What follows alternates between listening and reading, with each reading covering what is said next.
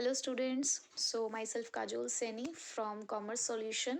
और आज हम डिस्कस करने वाले हैं chapter number 8, dissolution of partnership form. ये चैप्टर हमारा थ्योरी पॉइंट ऑफ व्यू से भी इम्पॉर्टेंट है। प्रैक्टिकली तो हमें करना ही है इसको, लेकिन इसके कुछ कुछ पॉइंट्स ऐसे हैं जो एमसीक्यूज़ में थ्योरी में पूछ लिए जाते हैं। तो इसीलिए मैं आपको स्टार्टिंग से इस चैप्टर को करा रही हूँ। डायरेक्ट मैं आपको न्यूमेरिकल्स या क्वेश्चंस नहीं करा रही हूँ इसके। थोड़ा सा मैं आपको इसको थ्योरी वाइज भी एक्सप्लेन कर देती हूँ। So first of all, what is the dissolution of partnership firm और dissolution of partnership.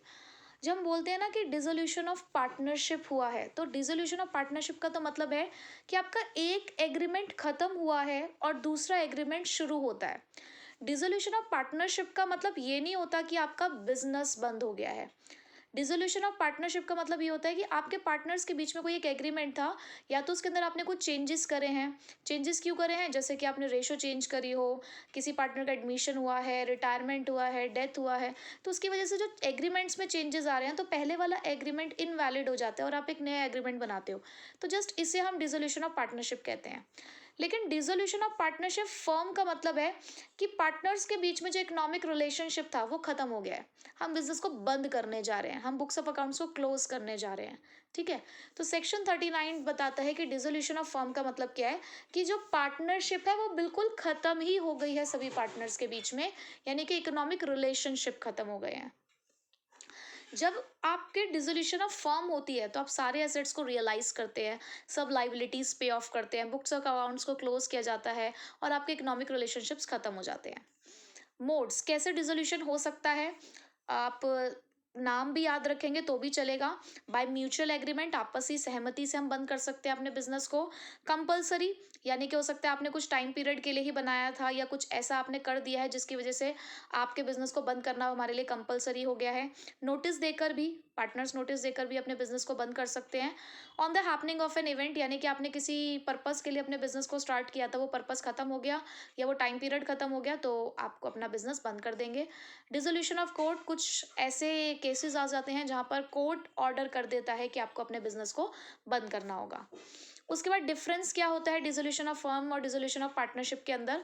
Business continuation, firm के अंदर बिजनेस बंद हो गया डिसोल्यूशन के अंदर। अगर डिसोल्यूशन ऑफ पार्टनरशिप है तो आप अपना बिजनेस चाहो तो चला सकते हो, चाहो तो उसको बंद भी कर सकते हो। Closure of books, dissolution of firm में बुक्स क्लोज हो जाएंगी। डिसोल्यूशन ऑफ पार्टनरशिप में अगर आप कंटिन्यू कर रहे हो बिजनेस तो आपको बुक्स क्लोज करने की जरूरत नहीं है। Economic relationship dissolution of firm में खत्म हो जाते हैं। डिसोल्यूशन ऑफ पार्टनरशिप में सिर्फ वो बदलते हैं। एसेट्स एंड लाइबिलिटीज, डिसोल्यूशन में एसेट्स रियलाइज हो जाते हैं, लाइबिलिटीज सेटल हो जाती हैं, बाकी बचा हुआ चाहे प्रॉफिट हो चाहे लॉस हो पार्टनर से बांट दिया जाता है। डिसोल्यूशन ऑफ फर्म में एसेट्स और लाइबिलिटीज को रीवैल्यू और रीअसेस किया जाता है, जो भी गेन और लॉस होगा वो पार्टनर से बांट दिया जाता है।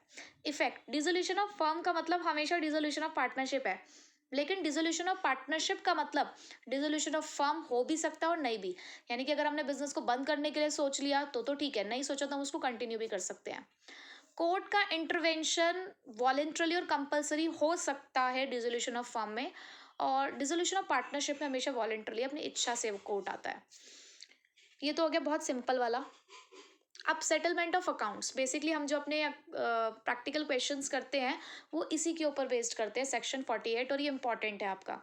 सेक्शन 48 बताता है कि जब आप अपने डिसोल्यूशन ऑफ फर्म को करते हो तो आप कैसे अकाउंट्स को सेटल करते हो। तो अकाउंट्स को सेटल करने के लिए सबसे पहले तो अगर आपके पास लॉसेज हैं, तो अगर आपके पास लॉसेज हैं including the deficiencies of your capital, यानी कि कैपिटल में भी कमी है और कुछ लॉसेज भी हैं, तो सबसे पहले तो प्रॉफिट में से उन लॉसेज को कंपेंसेट किया जाता है। प्रॉफिट कम पड़ रहा है तो पार्टनर्स के कैपिटल में से निकाला जाता है, और अगर कैपिटल में भी पैसा नहीं है तो पार्टनर्स को कंट्रीब्यूट करना पड़ेगा अपनी प्रॉफिट शेयरिंग रेशो में, चाहे अपने घर से उन्हें पैसा लाना पड़े। क्यों? क्योंकि अनलिमिटेड लाइबिलिटी होती है पार्टनर्स की, कि अगर उनके पास सफिशिएंट फंड नहीं अवेलेबल है बिजनेस के अंदर तो अपनी लाइबिलिटीज को पे ऑफ करने के लिए उन्हें बाहर से पैसा, अपने घर से पैसा लाना ही पड़ेगा। यही अनलिमिटेड लाइबिलिटी कहती है। उसके बाद एप्लीकेशन ऑफ एसेट्स, आप एसेट्स को कैसे इस्तेमाल करते हो। तो जब डिसोल्यूशन होता है तो आप अपने एसेट्स को रियलाइज करते हैं, वहां से कुछ पैसा आता है, तो उस पैसे का इस्तेमाल किस ऑर्डर में किया जाता है वो आपको देखना है, ये ऑर्डर आपको फॉलो करना है। पहला ऑर्डर, भाई जब भी बिजनेस बंद होगा तो बाहर वालों से आपने जो उधारी ले रखी होगी तो वही सबसे पहले आपसे पैसा मांगने के लिए आएंगे, तो पहला तो आपको उस पैसे का इस्तेमाल करना है थर्ड पार्टी की पेमेंट करने के लिए। दूसरा, अगर आप पे किसी पार्टनर ने आपको लोन दे रखा है ना, तो आपको याद हो फंडामेंटल्स ये हमें बताता है कि पार्टनर के लोन के लिए हम पार्टनर को आउटसाइडर मान रहे हैं, तभी हम उसके इंटरेस्ट ऑन लोन को प्रॉफिट एंड लॉस अकाउंट में चार्ज करते हैं। तो जब आपने बाहर वालों का पैसा दे दिया तो पार्टनर कहता है ठीक है, कैपिटल तो पता नहीं मिलेगी नहीं मिलेगी, प्लीज मुझे मेरा लोन वापस कर दो। तो उस पैसे का इस्तेमाल आप पार्टनर के लोन के लिए करोगे। पैसा बच गया तो उसके बाद आप पार्टनर्स की कैपिटल में अगर कोई बैलेंसेस हैं तो वो पे ऑफ करोगे। उसके बाद भी पैसा बच गया तो पार्टनर्स को दे दो उनकी प्रॉफिट शेयरिंग रेशो में। क्या सीरीज है, पहले थर्ड पार्टी को पैसा दोगे, फिर पार्टनर का लोन चुकाओगे, पार्टनर की कैपिटल का पैसा दोगे, बच गया तो पार्टनर से बांट दोगे। ये क्या है, एप्लीकेशन ऑफ एसेट्स। कौन कौन से अकाउंट्स आप बनाते हो, आप रियलाइजेशन बनाते हो, loan by partner, loan by firm to partner, partner capital account और कैशर बैंक। जो मैंने सर्कल करे जनरली हम यही 3 अकाउंट्स बनाते हैं। अब रियलाइजेशन अकाउंट।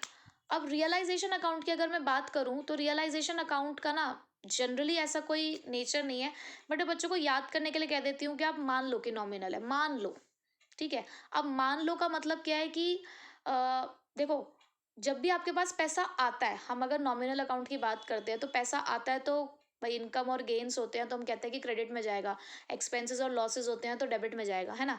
तो मैं कहती हूँ मान लो, याद रखने के लिए कर लो कि पैसा आएगा क्रेडिट में, जाएगा डेबिट से, पैसा आएगा क्रेडिट में, जाएगा डेबिट से, आएगा क्रेडिट में, जाएगा डेबिट से।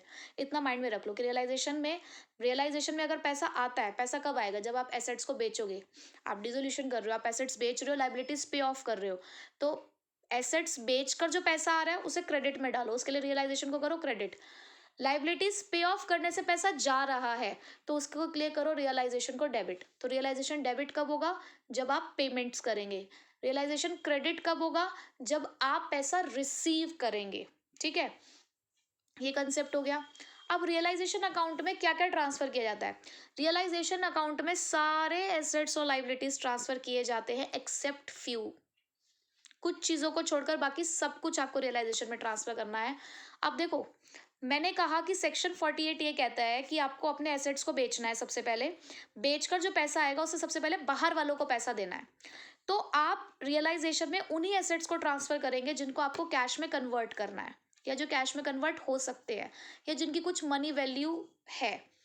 और रियलाइजेशन अकाउंट में सिर्फ उन्हीं लाइबिलिटीज को आप ट्रांसफर करोगे जो बाहर वालों की है। दैट मीन्स पार्टनर का लोन नहीं डालोगे, पार्टनर कैपिटल अकाउंट नहीं डालोगे, पार्टनर कैपिटल अकाउंट में जाने वाले एक्यूमुलेटेड प्रॉफिट एंड लॉसेस नहीं डालोगे, जैसे कि जनरल रिजर्व नहीं डालोगे, प्रॉफिट एंड लॉस नहीं डालोगे, ठीक है, और भी जो आपके 1-2 रिजर्व्स होते हैं वो नहीं डालोगे। लेकिन कुछ रिजर्व्स डालते हैं। जितने भी रिजर्व आप किसी एसेट के अगेंस्ट बनाते हो, जितने भी प्रोविजन आप किसी एसेट के अगेंस्ट बनाते हो, वो आप डालोगे। जैसे कि प्रोविजन फॉर डाउटफुल डेट्स, ये आपका रियलाइजेशन में क्लोज होगा क्रेडिट साइड में। इन्वेस्टमेंट फ्लक्चुएशन रिजर्व, ये आपका क्रेडिट होगा रियलाइजेशन अकाउंट में, आपको इसको क्लोज करना है, सिर्फ क्लोज करना है, क्योंकि ये किसी एसेट के अगेंस्ट बने हुए हैं। वर्कमैन कंपेंसेशन रिजर्व आप सिर्फ तभी ट्रांसफर करोगे रियलाइजेशन में अगर उसके अगेंस्ट कोई क्लेम है तो, और ट्रांसफर भी उतना ही करोगे जितना की क्लेम है। बहुत ध्यान से समझो, मैं वर्कमैन कंपेंसेशन के लिए आपको क्या समझाने जा रही हूँ। सपोज आपके पास वर्कमैन कंपेंसेशन रिजर्व है 50,000 का, पर क्लेम आपके पास सिर्फ 20,000 का है, तो आप सिर्फ 20,000 का ही रिजर्व रियलाइजेशन में ट्रांसफर करोगे, उसी रिजर्व से पेमेंट हो जाएगी, बचा हुआ 30,000 पार्टनर्स कैपिटल अकाउंट में बांटा जाएगा। अगर वर्कमैन कंपेंसेशन रिजर्व है 50,000, क्लेम है 20,000, तो 20,000 का रिजर्व ट्रांसफर करो आप रियलाइजेशन में, उसकी पेमेंट कर दो, उसके बाद बचा हुआ 30,000 पार्टनर्स कैपिटल अकाउंट में बांट दो।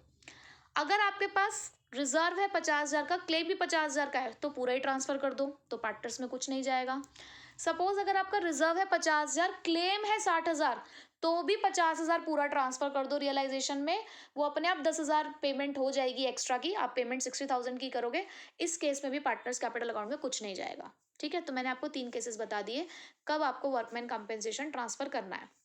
एसेट साइड में आपको कैश और बैंक ट्रांसफर करने की जरूरत नहीं है, ऑलरेडी कैश में इंक्लूडेड है, मतलब कन्वर्टेड हो चुका है। प्रॉफिट एंड लॉस का डेबिट बैलेंस ट्रांसफर नहीं करोगे क्योंकि पार्टनर्स कैपिटल अकाउंट में जाता है। डेफर्ड रेवेन्यू एक्सपेंडिचर नहीं जाएगा, पार्टनर का कैपिटल और करंट अकाउंट का डेबिट बैलेंस नहीं जाएगा, loan provided to the partner नहीं जाएगा। तो ये कुछ चीजें हैं जो रियलाइजेशन में ट्रांसफर नहीं होंगे, अदरवाइज सब कुछ ट्रांसफर होता है। एक बहुत छोटा सा परफॉर्मा मैंने आपको शो किया, मैंने लिखा हुआ है नॉमिनल अकाउंट, आप इसके ऊपर कोई डिबेट मत करना कि नॉमिनल नहीं होता, रियल होता है, ये होता है, वो होता है। मैं कह रही हूँ जस्ट अपने सिम अंडरस्टैंडिंग पर्पस के लिए आप इस चीज़ को मान लो कि भैया हम ये कहते हैं कि नॉमिनल में क्रेडिट साइड में इनकम होती है और डेबिट साइड में एक्सपेंसेस होते हैं, सिर्फ उसके लिए हमने इस चीज़ को माना है, ठीक है। तो अब यहाँ पर रियलाइजेशन के अंदर डेबिट साइड में सन्ड्री एसेट्स, क्रेडिट साइड में सन्ड्री लाइबिलिटीज आपने सिर्फ ट्रांसफर करी है, ठीक है। हमने ट्रांसफर करा है। अब देखो सन्ड्री एसेट्स को अगर आपने डेबिट में ट्रांसफर करा है तो क्रेडिट में आप उसको रियलाइज करोगे, लाइबिलिटीज को अगर आपने क्रेडिट साइड में ट्रांसफर किया तो उसको डेबिट साइड में पे ऑफ करोगे, ठीक है। अब एंट्रीज के लिए मैं आपको एक नेक्स्ट वीडियो में बताती हूँ, क्योंकि इसमें जिन जिन बच्चों को थोड़ा सा कंसेप्ट पढ़ना है तो वो कंसेप्ट के लिए ये वाली वीडियो देख सकते हैं।